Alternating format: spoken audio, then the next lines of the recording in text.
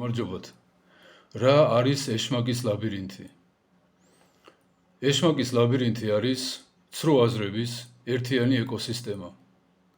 როგორც მაგალითად ავტომობილების წარმოება. ეს არ არის უბრალოდ ქარხანა. ეს არის იმპორტიორები, ეს არის გადამზიდავები, ეს არის ასფალტიანი გზა, ეს არის ასფალტის მწარმოებელი ქარხანა, გზისპირა კაფეები, იქ დასაქმებული ადამიანები, დაშლილები, ხელოსნები, ასე შემდეგ. ერთიანი მთლიანი ინფრასტრუქტურა. როგორც სოფლის მეურნეობაშია, ეს არ არის უბრალოდ ნერგი დარგო და წახვიდე. ეს არის გზები, ეს არის სასუქები, ეს არის ტრაქტორები, ტრაქტორების მწარმოებლები, ერთიანი მთლიანი ინფრასტრუქტურა. თავისი საქმეების წარმატებისთვის და ბოროტების საყოველთაოდ გავრცელებისთვის ეშმაკმა შექმნა ცრუ აზრებზე დაფუძნებით ცოდვათა ინფრასტრუქტურა. ერთი ცრუ აზრი მეორეზე არის ხოლმე გამობმული. მეორე ცრუ აზრი მესამე სიმახინჯეს უკავშირდება. მესამე სიმახინჯე მეოთხე პათოლოგიასთან არის დაკავშირებული და ასე თაობიდან თაობამდე.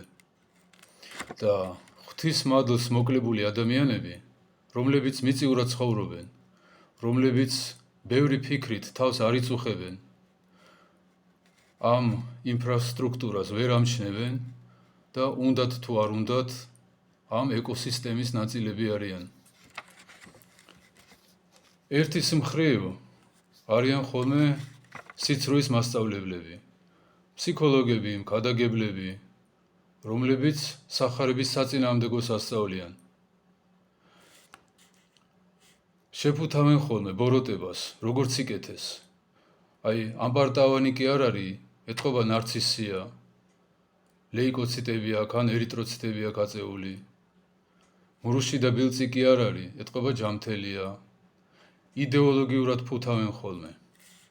მეორეს მხრივ არიან ხოლმე ბანკირები, რომლებიც მამონა ეშმაკის მორჩილებაში ცხოვრობენ და საკუთარი სულის ძარცვით არიან დაკავებული, იმიტომ რომ სხვას ფული წავართვა და მე მადლი დავკარგო, მე მეც ვზარალობ. მიწათმოქმედები, რომლებიც საკვებს წამლავენ, მთავრობები, რომლებიც ცოდვებს აკანონებენ და ამით არიან ხოლმე ანტიქრისტეს ხატებები. ეს ეშმაკ ადამიანიო იქმნება ცოდვის დიდი დამკანონებელი. მთავრობა, რომელიც ბოროტებას აკანონებს, იძენს ხოლმე ანტიქრისტეს ხატებას, შეიმოსავს ხოლმე. და ეს ყველანი, უნდა თუ არ უნდათ, ფიქრობენ ამაზე თუ არ ფიქრობენ, არიან ხოლმე ერთი დიდი ორგანიზებული დანაშაულებრივი დაჯგუფების წევრები. ამ აზრობრივ და სოციალურ ლაბირინთში ჩაკეტილი უცოდინარი ადამიანი წვალობს, გამოსავალს ვერ პოულობს, ხვდება, რომ რაღაც არასწორი ხდება, მაგრამ პასუხი არ აქვს ხოლმე. ამიტომ ფიქრობს ხოლმე, რომ ეს ნორმალურია, რომ ეს ესე უნდა იყოს. აბა რა, უნდა ვწვალობდე, ვიტანჯებოდე, როგორ შეიძლება რომ ბედნიერად ვიცხოვრო. ამ ცრუ შეხედულებების, ცრუ აზრების ეკოსისტემაში ყველაფერი პირდაპირ თუ ირიბად უკავშირდება ბოროტებას, ცოდვას, ვნებებს. ყველაფერი ერთმანეთთან არის დაკავშირებული. ეშმაკი ატყუებს ხოლმე ადამიანს და ადამიანებს ატყუებინებს ადამიანებს. თქვენ გაგიგიათ, რომ არსებობს რაღაც დიქტატორული რეჟიმები. თუმცა არადიქტატორული სად არის, მე არ ვიცი. სადღაც ფული არის დიქტატორი, სადღაც რომელიმე ავადმყოფი ადამიანი და რაღაც ესეა ხოლმე მოწყობილი. ნაბიჯი მარჯვნივ, ნაბიჯი მარცხნივ დახრეტაა. ტვინის გამორიცხვა ბავშვობიდან იწყება ხოლმე და ყველაფერი უკავშირდება ხოლმე ცოდის დიდებას. ადამიანები ადიდებენ ხოლმე ვნებებს, სიამაყეს, ვერცხლის მოყვარეობას, სიძვას, ნაყროვანებას. ვნებების დიდებით ვერ ხვდებიან, მაგრამ ეშმაკს ადიდებენ ხოლმე. უხილავი, თემურლენგები, მურვანყრუები, ლენინები, სტალინები არსად არ წასულან. ის სულები, რომლებიც ყველა საუკუნეში მოქმედებდნენ ამ პათოლოგიურ პიროვნებებში, ისევ ისე აქ არიან. ეშმაკთა მთავრები, საზვერით მთავრები, გამომცდელები, ხელმწიფებანი, ძალნი, ისევ აქ არიან და სანამ ჩვენი მეუფე არ დაბრუნდება, თავის საქმეებს გააკეთებენ. ყოველი ცრუ აზრის უკან დგას მინიმუმ ერთი ეშმაკი, რომელიც ამ აზრს კურირებს. თუ ადამიანს აქვს 2, 3, 100 ცრუ აზრი, ეს ნიშნავს, რომ ამ ადამიანს თან დაყვება 2, 3, 100 ეშმაკი. ისინი თავის იდეოლოგიას ერთიანობაში კრავენ.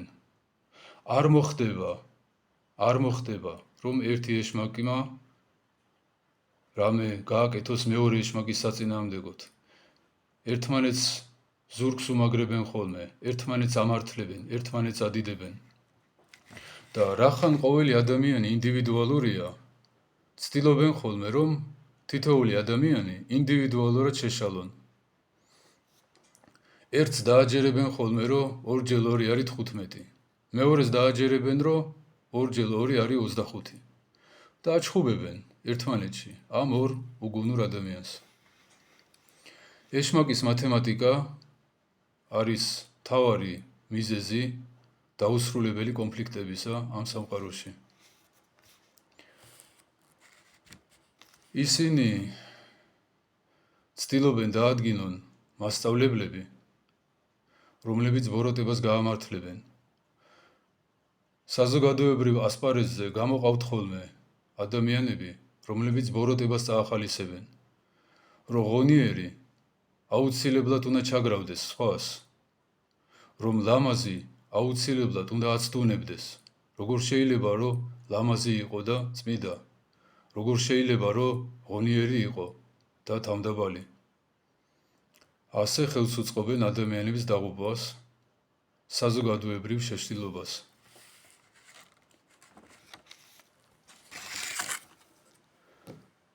როგორ გამოვიდეს ადამიანი ამ უხილავი საკნიდან, უხილავი ციხიდან?